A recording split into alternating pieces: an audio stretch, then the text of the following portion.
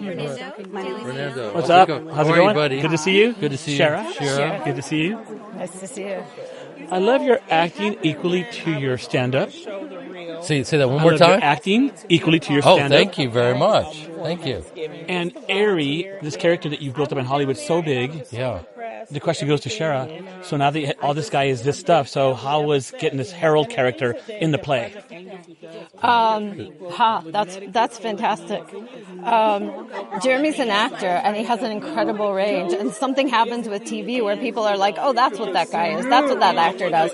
But I've known him his whole life, so I knew he could play this role.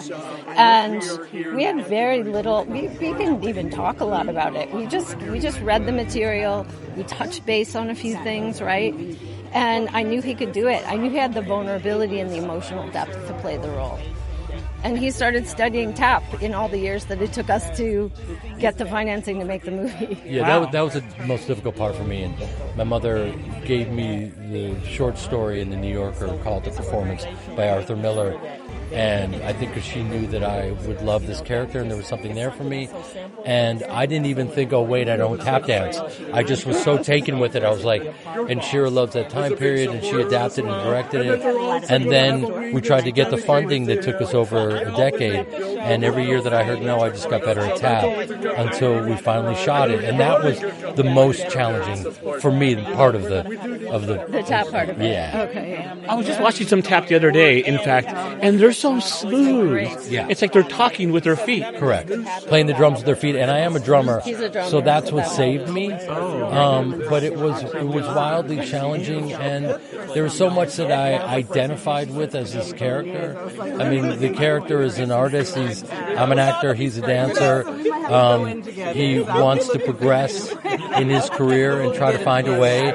And how much of yourself will you compromise to become successful? And then he ultimately does the ultimate sacrifice, which is to hide the fact of who he is in Nazi Germany in 1937 to dance for the Fuhrer. So the stakes couldn't be any higher.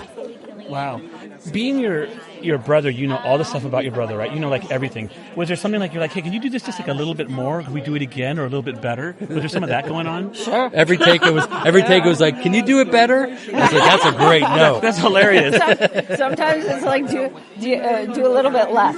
Oh. Sometimes that's the direction, and sometimes it's like, yeah, of course.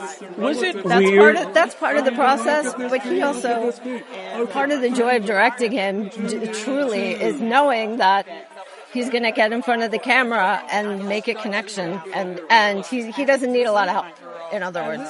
When you see your sister directing, right, does it kind of blur away that she's your sister and she just starts to, you hear the direction part and not the sister part?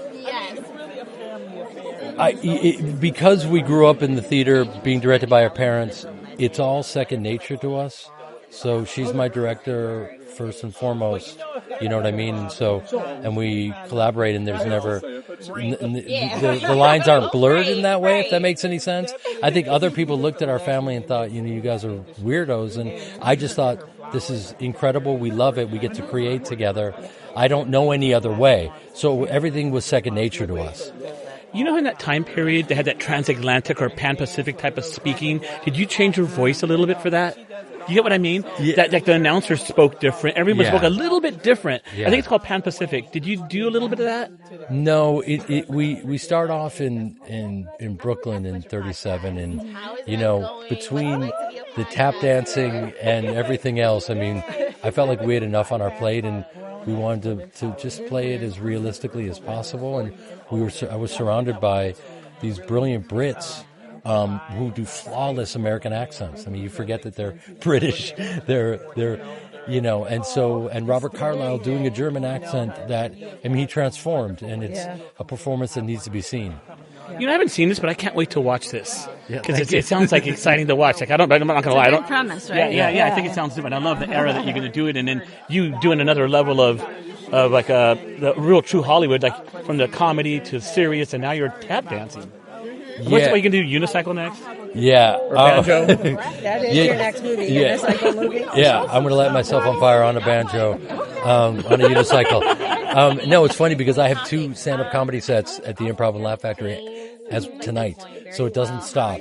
But yeah, I don't, it's one of those things where like, it's just so fun. It's really hard. And then once you walk through that, and the fear of it all, then there's a lot of joy on the other side, if that makes any sense. Because it is daunting. Stand-up comedy, tap, and then you just got to start. Are you going to use any of that tap in your stand-up?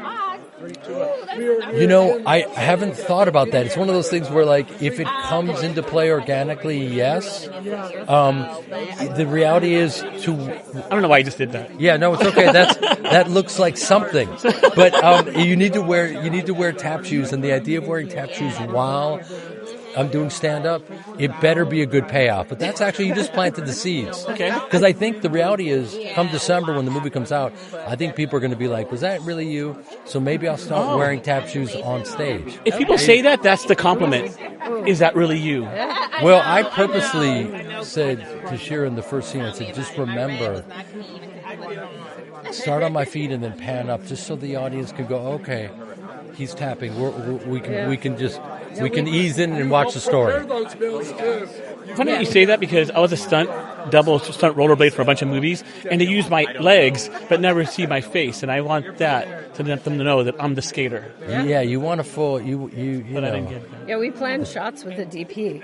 Oh, He and I planned shots and with Jeremy and talked about the idea of like panning from the feet so that we're not. That's good. Everyone knows That's awesome. it too. Yeah. Great talking to you guys. Thank you, Great buddy. That's so cool. Cheers. So cool. Cheers. All right, thank Good you. job, Shira.